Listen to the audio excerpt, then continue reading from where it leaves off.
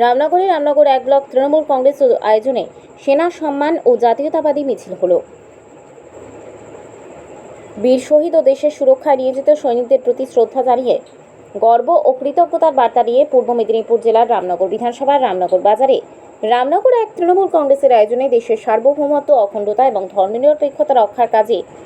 এবং শত্রু মোকাবিলায় ভারতীয় সেনাবাহিনী যে অভূতপূর্ব এবং অসম সাহসী ভূমিকা পালন করেছে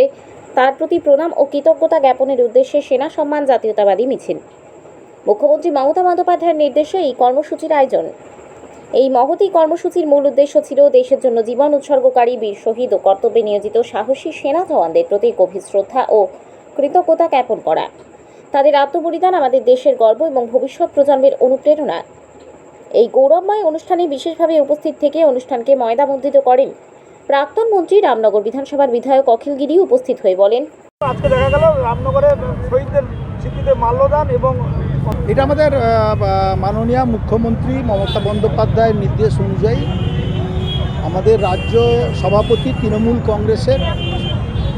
পক্ষ থেকে সারা বাংলায় 17 তারিখ এবং 18 তারিখ এই দুদিন আমাদের গত কয়েকদিন আগে যে ভারতবর্ষের যে নারকীয় হত্যাকাণ্ড জঙ্গিরা পহেলগাঁওতে, কাশ্মীরের পহেলগাঁওতে যে ঘটনা ঘটিয়েছে, ভারতবর্ষের সেনাবাহিনী যেভাবে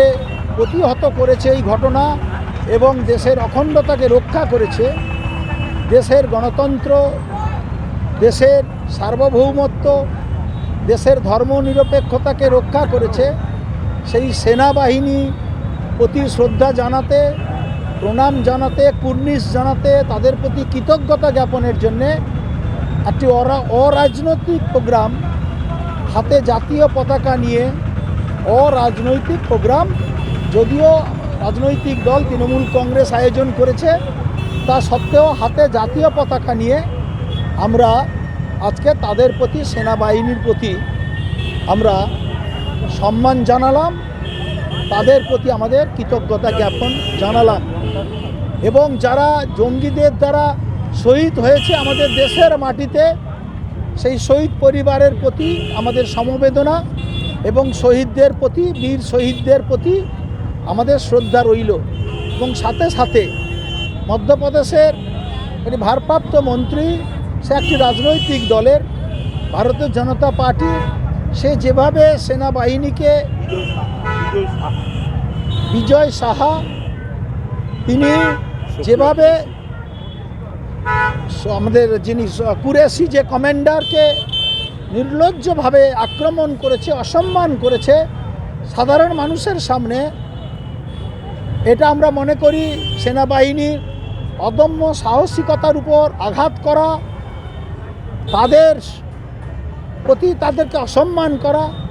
তার প্রতিবাদ করলাম আমরা আজকের এই মিছিলের মাধ্যমে। আমরা মনে করি যখনই দেশ কোনো বিপদে পড়ে তখন কখনো রাজনীতি করতে নেই, রাজনীতির পতাকাকে বাইরে রেখে রাজনীতি পরে হবে, দেশকে বাঁচাতে হবে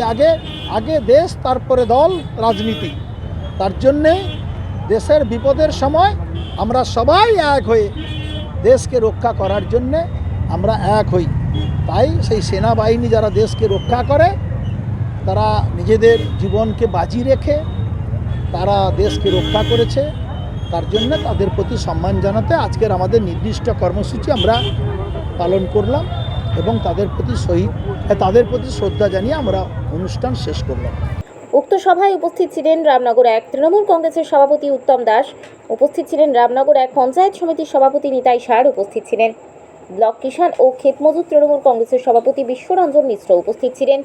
জেলা পরিষদের সদস্য শম্পা মহাপাত্র, উপস্থিত ছিলেন বিশিষ্ট নেতৃত্ব জহিরুল ইসলাম, বিশ্বজিৎ জানা, অশোক চন্দ্র সহ অন্যান্য নেতৃত্ববৃন্দ। রামনগর থেকে নিজস্ব প্রতিনিধির রিপোর্ট, ডিএন আপডেট।